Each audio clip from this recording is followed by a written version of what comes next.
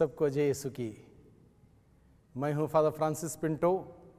फिर एक बार आप सबों के सामने ईश्वर का जीवंत वचनों को लेकर आया हूं। और जितना मैं वचन पढ़ता हूं, सुनता हूं, मनन चिंतन करता हूं, सुनाता हूं, प्रभु के आनंद से, खुशियों से मैं भर जाता हूं। और मैं चाहता हूं कि आप सभी प्रभु के वचनों के द्वारा आनंदित हों, खुशियां मनाएं, क्योंकि प्रभु का वचन ऐसा खजाना है जिसमें बहुत कुछ हम प्राप्त कर सकते हैं हर दिन हम सबों के लिए।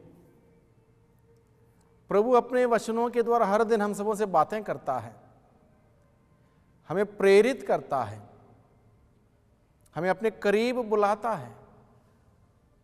इसलिए जब प्रभु ने पूछा अपने शिष्यों से, क्या तुम सभी मुझे छोड़ के चले जाना चाहते हो? पेतरुस उत्तर देता, प्रभु हम किसके पास जाएं? आपके पास है शब्द अनंत जीवन के। हम किसके पास जाएं? आपके पास हैं शब्द अनंत जीवन के। ये शब्द है ईश्वर के अनंत जीवन के। ये शब्द अनंत जीवन के शब्द हैं। ये शब्द हम पढ़ने से, सुनने से, ग्रहण करने से, इसके अनुसार जीने से हमें अनंत जीवन प्राप्त होगा। इसलिए वचन पढ़ना जरूरी है, सुनना जरूरी है, उसके अनुसार जीना जरूरी है। और हम सबों के लिए सौभाग्य मिला है फिर एक बार भाइयों बहनों, हम ईश्वर के उस वचन को सुने, ग्रहण करें, मनन चिंतन करें, उसके अनुसार जिएं और अनंत जीवन के सहभागी बने। आज के दिन में मैंने वचन चुना है मत्ती का सुसमाचार अध्याय 21 पद संख्या 28 से 32 तक। यहां पर लिखा है, तुम लोगों का क्या विचार है? किसी मनुष्य के 2 पुत्र थे।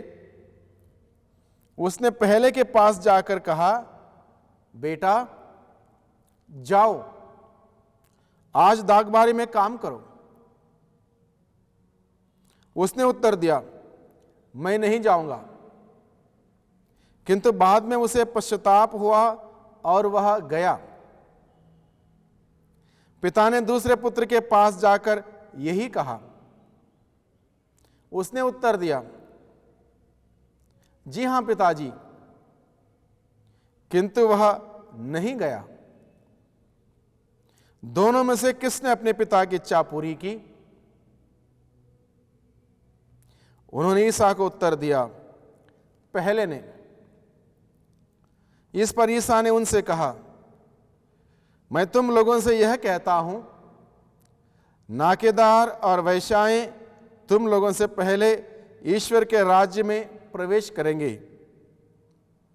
यूहन्ना तुम्हें धार्मिकता का मार्ग दिखाने आया और तुम लोगों ने उस पर विश्वास नहीं किया, किंतु नाकेदारों और वेश्याओं ने उस पर विश्वास किया।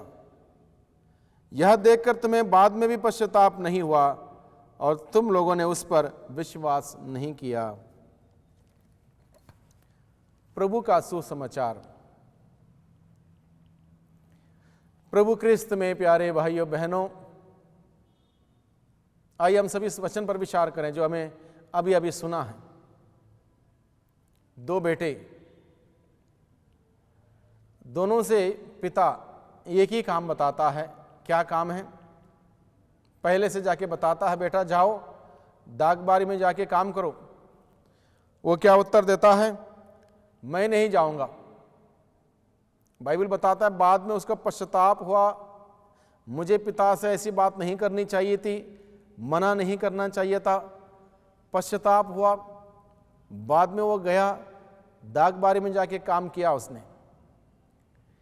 दूसरे बेटे से पिता जाके कहता है, बेटे आज दागबारी में जाके काम करो। उसने क्या उत्तर दिया? जी हां पिताजी। क्या उत्तर दिया? जी हां पिताजी। समझ रहे हैं बात? उसके बाद गया या नहीं गया? बाइबल बताता है वह नहीं गया। उसने कहा, जी हां पिताजी, किंतु वह नहीं गया। पिता को उसने कुछ तो कर दिया। तुरंत पिता ने जैसे कहा, बेटे जाओ दागबारी में जाके काम करो, जी हां पिताजी, तुरंत उत्तर दिया, जी हां पिताजी, लेकिन गया नहीं। प्रभु का वचन बताता है मत्ती का सुसमाचार अध्याय 7 पद संख्या 21 में, जो लोग मुझे प्रभु प्रभु कहकर पुकारते हैं उनमें से सबके सब स्वर्ग राज्य में प्रवेश नहीं करेंगे, बल्कि जो मेरे स्वर्गिक पिता की इच्छा पूरी करता है वही स्वर्ग राज्य में प्रवेश करेगा। यानी कि प्रभु प्रभु कहकर पुकारना आसान है, जी हाँ मैं जाऊंगा कहना बहुत आसान है, जी हाँ मैं करूंगा ये कहना बहुत आसान है, लेकिन जो जी हाँ जो बोलते हैं ना, उस जी हाँ को जीना बहुत कठिन है। जी हाँ को जीने की जरूरत है। जी हाँ बोलने से पर्याप्त नहीं है, जी हाँ को जीना जरूरी है। पहले बेटे से जब पिता ने कहा दागबारी में जाके काम करो, उसने कहा मैं नहीं जाऊंगा। जी हां उसने नहीं कहा, लेकिन बाद में पछताव होने पर वो उस जीवन को जो पिता ने उसको सौंपा था, उस जीवन को, उस कार्य को करता है। दूसरा बेटा बहुत आसानी से बोलता जी हां, लेकिन वह गया नहीं। अब ये दो बेटे दो प्रकार का व्यक्तित्व दर्शाते हैं, दो प्रकार के व्यक्तित्व दर्शाते हैं। कुछ लोग जी हां वाले हैं, कुछ लोग क्या हैं, जी हां वाले हैं। हां जी, जैसे ही कोई कार्य बताया, कोई जिम्मेदारी दी, कोई अनाउंसमेंट हुआ पल्ली में, फलाना व्यक्ति फलाने व्यक्ति को जिम्मेदारी दी जाएगी, बड़ा कुछ जी हां, कुछ कहा हां जी, तुरंत हां जी। कुछ लोग जी हां जी कुछ नहीं कहते हैं, लेकिन उस पहले वाले बेटे के भांति सोचते हैं ईश्वर ने हमें जिम्मेदारी दी है, ये कार्य सौंपा है, वो जीते हैं। जी हां भले ही उन्होंने खुल के नहीं कहा, लेकिन उस जी हां को जीते हैं।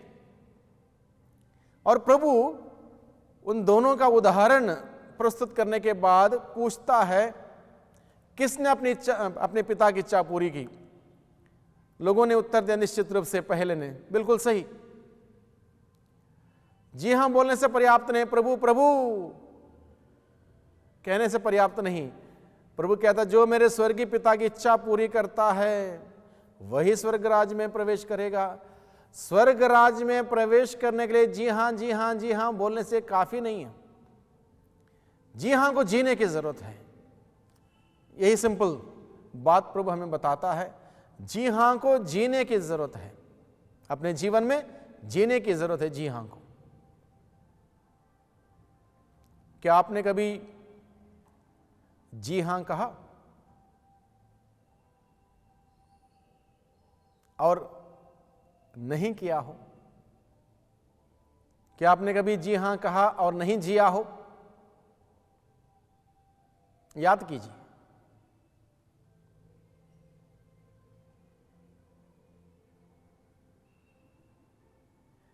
उदाहरण मैं देता हूं, विवाह संस्कार के समय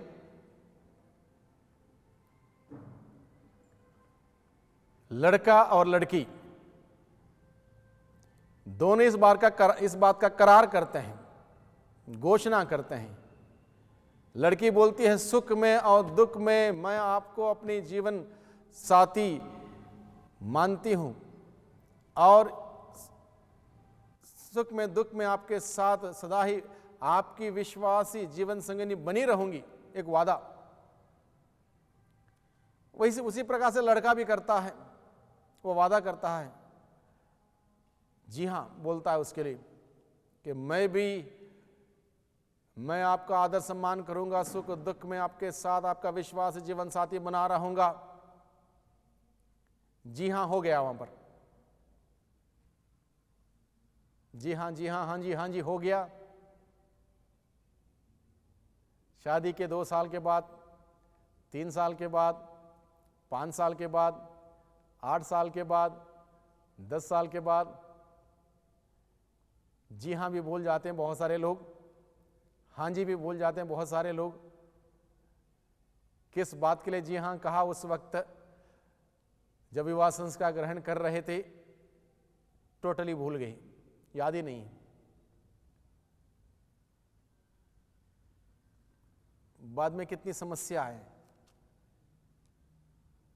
एक दूसरे के ऊपर आरोप लगाना, एक दूसरे की कमियां निकालना, एक दूसरे को भला बुरा कहना। अब वो सारे जी हाँ भूल गए।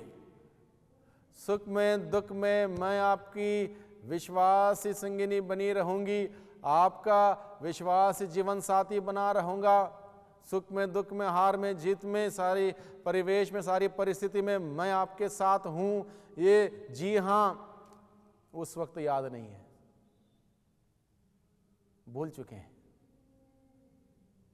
जिसके वजह से परिवार में क्लेश, परिवार में तनाव, परिवार में लड़ाई झगड़ा, परिवार में मारपीट, परिवार में एक दूसरे की बेइज्जती करना, एक दूसरे का सम्मान नहीं करना, इज्जत नहीं करनी, अलग अलग प्रकार से तकलीफ देना एक दूसरे को, अलग अलग प्रकार से एक दूसरे को परेशान करना।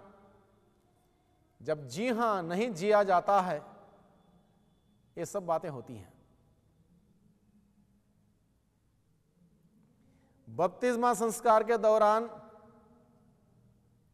पुरोहित माता पिता से कहता है, माता पिता को हिदायत देता है, ईश्वर के द्वारा प्राप्त संतान को आप ईश्वर के मार्ग में चलने के लिए देखरेख करेंगे, परवरिश करेंगे, प्रबंध करेंगे, इंतजाम करेंगे। सारा जिम्मेदारी आपको दी जाती है कि आपका बच्चा जिसको बपतिस्मा संस्कार के दौरान ईश्वरीय जीवन प्राप्त हुआ है, ईश्वर की ज्योति मोमबत्ती के साथ देते हुए बताया कि ईश्वर की ज्योति विश्वास का दिया है, उसको जलाए रखने के लिए बताया है। अब माता पिता ने, जब पुरोहित ने पूछा ये जिम्मेदारी आप साफ सब समझ रहे हो, इसको करने को तैयार हैं? जी हाँ। बच्चे को क्या, किस बात के लिए? जी हाँ, बच्चे को क्रिस्तीय मूल्यों पर, सिद्धांत पर हम देखरेख करेंगे, परवरिश करेंगे, चलाएंगे, विश्वास में आगे बढ़ाएंगे, सभी बातों के लिए जी हाँ जी हाँ जी हाँ मैं तैयार हूं। उसके बाद क्या होता है? बच्चा चर्च जा रहा नहीं जा रहा, माता पिता का कोई दायित्व नहीं। बहुत बार देखा मैंने, उनको पता नहीं किस बात के लिए वादा किया है, वहां पर किस बात के लिए जी हाँ बोला। बच्चा तालीम में जाता है नहीं जाता है, वहां पर माता पिता को याद नहीं किस बात के लिए जी हाँ कहा, उस निभा रहे नहीं निभा रहे याद नहीं। बच्चा तालीम में नहीं जा रहा, कोई तकलीफ नहीं यहाँ पर। बच्चा संस्कारों में भाग नहीं ले रहा है, माता पिता को, धर्म माता पिता को कोई तकलीफ नहीं, जी हाँ तो कह दिया, संस्कार हो गए। उसके बाद देखते हैं कि किस प्रकार से बच्चे गलत रास्तों को अपनाते हैं, गलत संगति में जाते हैं, गलत कार्य करते हैं। माता पिता अपनी जिम्मेदारी भूल चुके हैं, जिस वजह से बच्चा निरंतर प्रभु से दूर चला जाता है। जिम्मेदारी क्या, किस बात की ली? प्रभु का जीवन जीने में माता पिता, धर्म माता पिता बच्चे को साथ देंगे, सहायता देंगे, सिखाएंगे, प्रेरित करेंगे, उदाहरण बनकर रहेंगे, लेकिन अब कुछ नहीं। जी हाँ कह दिया, जिया नहीं। जी हाँ को जीने की आवश्यकता है। Hallelujah, hallelujah, hallelujah. यीशु की स्तुति हो, यीशु को धन्यवाद। तो जी हाँ हुआ, लेकिन जी हाँ को जिया नहीं, कोई फायदा नहीं। प्रभु ने स्पष्ट कहा, जो सिर्फ और सिर्फ प्रभु प्रभु कहता है वो स्वर्ग राज्य में नहीं जाएगा। जो जी हाँ कहता है लेकिन उसको जीता नहीं है, स्वर्ग राज्य में नहीं जाएगा। इसका अर्थ यह है ये जिम्मेदारी संस्कार के वक्त, संस्कार प्राप्त करते वक्त, संस्कार ग्रहण करते वक्त, संस्कार देते वक्त इसलिए दी जाती है कि ये जी हां को हम जिए। केवल संस्कार ग्रहण करने से काफी नहीं है, बपतिस्मा संस्कार ग्रहण करने से काफी नहीं है, उसको बपतिस्मा के जीवन को जीने की जरूरत है। विवाह संस्कार को ग्रहण करने से काफी नहीं है, उसको जी हां बोलने से काफी नहीं है, उसको जीने की जरूरत है, अन्यथा गड़बड़ियां होंगी और हो रही हैं। इसलिए सावधान रहें। जो जी हां हम कहते हैं जिए, जी हां को जीने की जरूरत है। Hallelujah, hallelujah, hallelujah. यीशु की स्तुति हो, यीशु को धन्यवाद। वैसे बहुत सारे सवाल पुरोहित करता है बपतिस्मा संस्कार के दौरान या विवाह संस्कार के दौरान, या हो सकता है दृढ़ीकरण की तालीम सिखाते वक्त बहुत सारी बातें बताई जाती हैं और हम सभी जी हां बोलते हैं। और एक बात मैं आप सबों को याद दिलाना चाहता हूं, बपतिस्मा संस्कार के दौरान विशेष रूप से पुरोहित पूछता है क्या आप शैतान का परित्याग करते हो? जी हां। शैतान के धूमधाम का परित्याग करते हो? जी हां। शैतान के धूमधाम और उसके प्रपंचों का परित्याग करते हो? जी हां।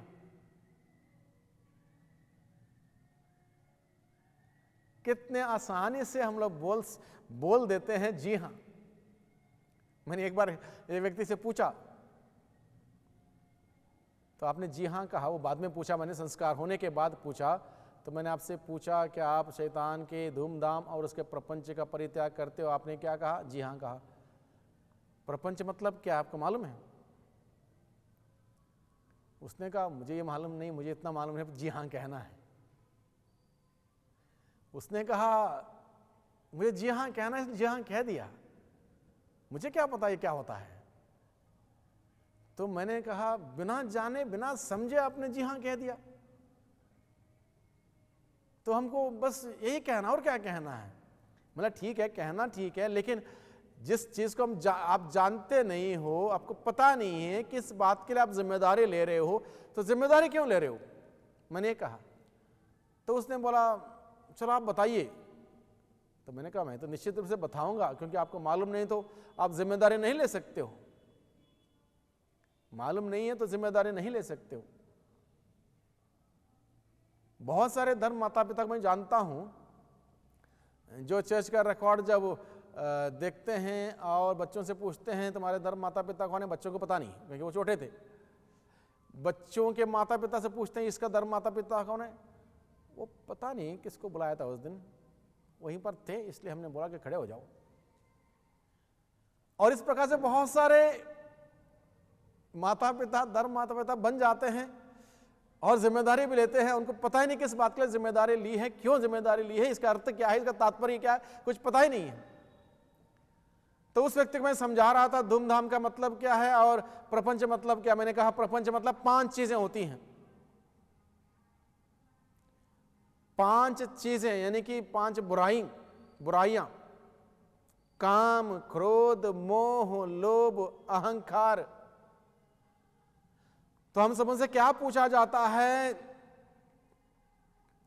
काम, क्रोध, मोह, लोभ और अहंकार, इन सारी महा बुराइयों को क्या परित्याग करते हो? क्या उत्तर है? जी हां, परित्याग करते हैं। पता भी नहीं है किस बात के लिए जी हां बोल दिया, और बड़े शानदार तरीके से जी हां। जी हां हमारी धार्मिकता, जी हां धार्मिकता हमें स्वर्ग नहीं ले जाएगी। हाँ जी धार्मिकता भी स्वर्ग नहीं ले जाएगी। जी हां जीने की धार्मिकता में स्वर्ग ले जाएगी।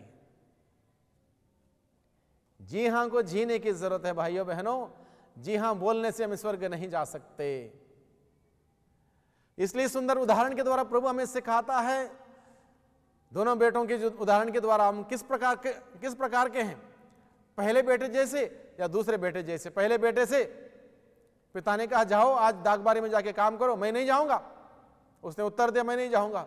लेकिन पश्चाताप हुआ, उसने जाके बाद में बारे में जाके काम किया। दूसरा बेटा जी हाँ बोलने वाला, हाँ जी, तुरंत, करना कुछ नहीं, और गया नहीं। हम सभी सतर्क रहें, सावधान रहें। अगर मैं दूसरे बेटे जैसा हूं, जी हाँ बोलने वाला हूं, हाँ जी बोलने वाला हूं, और उस जी हाँ को जीने वाला नहीं हूं, हाँ जी को निभाने वाला नहीं हूं, तो हम जिम्मेदारी ना लें। कुछ समय पहले मैंने एक लेख लिखा था, उसका शीर्षक था गैर जिम्मेदार की जिम्मेदारी। क्या है? गैर जिम्मेदार की जिम्मेदारी।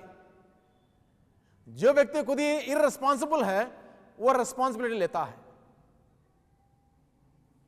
जो व्यक्ति खुद ही इररिस्पॉन्सिबल है, वो रिस्पॉन्सिबिलिटी लेता है। कितनी बड़ी मजाक की बात हो गई। और इस सिलसिले में मैंने उस आर्टिकल में लिखा, मुख्य रूप से धर्म माता पिताओं को लेकर।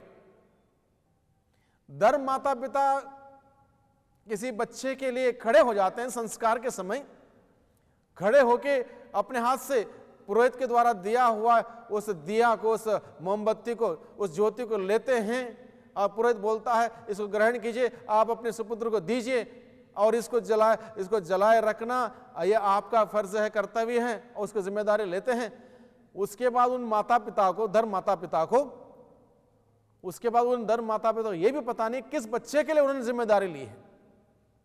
तो हुई ना बात, गैर जिम्मेदार की जिम्मेदारी। और ऐसी जिम्मेदारी बहुत खतरनाक हो सकती है। आप जिम्मेदारी नहीं निभा रहे हो, हाँ जी कह रहे हो, जी हाँ कह रहे हो, उसको जी नहीं रहे हो, तो बहुत खतरनाक हो सकता है स्वयं के लिए और दूसरों के लिए भी। आपने उस बच्चे के लिए जिम्मेदारी ली थी, ईश्वर के सामने मामूली बात नहीं है।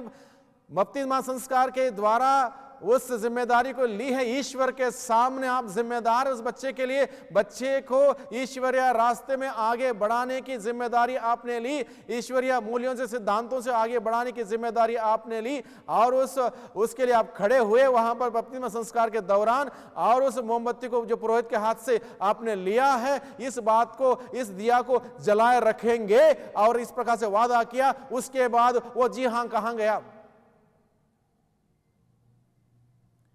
जब हम जिम्मेदारी लेते हैं, जी हाँ बोलते हैं, हाँ जी बोलते हैं, उसको जीते नहीं हैं, वो स्वयं के लिए भी खतरनाक हो सकता है, दूसरों के लिए भी खतरनाक हो सकता है। बहुत बार माता पिता क्या बोलते हैं, बस वहां पर रिकॉर्ड में उनका नाम चढ़ाना है, हाँ फलाना व्यक्ति धर्म पिता है, धर्म माता है, बस वहीं पर रिश्ता खत्म। उसके बाद उनको कोई लेना देना नहीं उस बच्चे से। ऐसी जिम्मेदारी ना हो।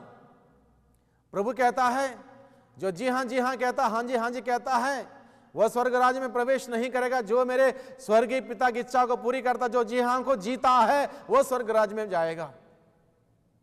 बहुत बड़ी जिम्मेदारी है भाइयों बहनों। या मुझे और आपको, चाहे वो किसी भी प्रकार की जिम्मेदारी हो, एज ए प्रीस्ट, एक पुरोहित के रूप में मुझे जो जिम्मेदारी दी है, इस जिम्मेदारी को अगर मैं नहीं निभाऊंगा, नहीं जीऊंगा, तो मैं स्वर्ग राज्य में प्रवेश नहीं कर पाऊंगा। आपने जो विवाह संस्कार के दौरान जो जिम्मेदारी ली है, अगर उसको नहीं जियोगे, आप ईश्वर की कृपा से, अनुग्रह से वंचित हो जाओगे। बपतिस्मा संस्कार के द्वारा जो आपने जिम्मेदारी ली है उस बच्चे के लिए, अगर उसको नहीं निभाओगे, आप ईश्वर के सामने गुनहगार होंगे। पहले बेटे के भांति हम पश्चाताप करें अगर हमारे जीवन में ऐसा हुआ है, ऐसा हम गैर जिम्मेदार बने हैं, तो हम पश्चाताप करें। चाहे वो जिम्मेदारी धर्म माता पिता के रूप में क्यों ना हो, चाहे वो जिम्मेदारी विवाह संस्कार ग्रहण करते वक्त क्यों ना हो, चाहे वो जिम्मेदारी एक पुरोहित बनने के समय के क्यों ना हो, किसी की भी क्यों ना हो, जिम्मेदारी ईश्वर के सामने जो लेते हैं उसको जीने की जरूरत है। प्रभु हमें यही सिखाता है, उसको निभाने की जरूरत है। प्रभु इस बात से प्रसन्न नहीं है कि हम केवल मुंह से उसकी तारीफ करें और हमारे जीवन उसके मूल्यों के अनुसार ना हो, उसके सिद्धांतों के अनुसार ना हो। बेकार है, व्यर्थ है, खोखले वादे ईश्वर के, प्रभु के लोगों से अच्छे नहीं लगते। प्रभु का वचन कहता है तुम्हारे मुंह से कपटपूर्ण बातें ना निकले। स्रोत 34 पद संख्या 11, 12, 13 प्रभु का वचन कहता है अपने होंठों से कपटपूर्ण बातें ना हो, जीभ को बुराई बोले ना दे, झूठ बोले ना दे, सच बोलें, सत्य तुम्हें आजाद कर देगा। प्रभु ने कहा एक ही बच्चे के लिए आप जिम्मेदारी लें, धर्म माता के रूप में उसको निभाएं, बहुत है। मैं एक पल्ली में था, मैंने जब पूरा रिकॉर्ड देखा, एक दंपत्ति कम से कम 25 से 30 बच्चों के लिए धर्म माता पिता बने। 25 से 30। मैंने पूछा उनको, बाप रे बाप, आप इतने सारे बच्चों के लिए आपने जिम्मेदारी ली? तो वो व्यक्ति बोलता है मुझसे, उन्होंने कहा आप खड़े हो जाओ, हमेशा आप ही खड़े हो जाता, आप ही खड़े हो जाओ, तो मैं खड़ा हो गया। ये चुनाव थोड़ी कि आप खड़े हो गए, ये जिम्मेदारी है ईश्वर के सामने, संस्कार है। समझे इस बात को, ये कोई हंसी मजाक नहीं है, something very serious that we need to understand. संस्कारों में जब हम जिम्मेदारी लेते हैं, ईश्वर के सामने वो जिम्मेदारी है, हम जिम्मेदार हैं ईश्वर के सामने। इसको यूं ही ना लें, सीरियसली लें, सीरियस जिम्मेदारी है। भाइयों बहनों, प्रभु ने हम सबों से बातें की आज के दिन में, अपने वचनों के द्वारा सुंदर तरीके से हमें समझाया है हमारे जिम्मेदारियों के बारे में। हम गैर जिम्मेदार ना बने, जिम्मेदार व्यक्ति बने, जो जी हाँ कहते हैं उसको जिए, तभी जाके प्रभु की आशीष हमारे जीवन में आती है और हम प्रभु के नजदीक बढ़ते हैं। आइए हम इस वक्त प्रार्थना करें। सर्वशक्तिमान पिता परमेश्वर, धन्यवाद देते हैं आपके जीवंत वचनों के लिए। आपने आज के दिन में आपके जीवंत वचनों के द्वारा प्रभु हमें सिखाया है कि किस प्रकार से हमें जिम्मेदारी लेनी चाहिए और उस जिम्मेदारी को किस हद तक हमें निभाना चाहिए। चाहे जो कुछ भी हो जाए, वो जिम्मेदारी से हम दूर नहीं हट सकते। वो जिम्मेदारी प्रभु हम आपके सामने लेते, इसलिए आपके सामने हम सभी जिम्मेदार हैं। और जब जब हमने जिम्मेदारी नहीं निभाई है, उन क्षणों के लिए हम आपसे माफी मांगते हैं, क्षमा की याचना करते हैं, पश्चाताप करते हुए प्रभु आपकी दया की याचना करते हैं, हमें माफ कीजिए। जब जब हमने हमारी जिम्मेदारी को नहीं समझा, नहीं निभाया, उन क्षणों के लिए हमें माफ कीजिए, क्षमा कीजिए और हमें कृपा दे, शक्ति दे, सामर्थ्य दे, ताकि हम सभी जो भी जिम्मेदारियां हम सबों ने ली हैं उसको भली भांति आपके सामने निभाते हुए आपकी स्तुति आराधना महिमा कर सकें। दुआ करते हैं उद्धारकर्ता यीशु मसीह के नाम से, आमीन।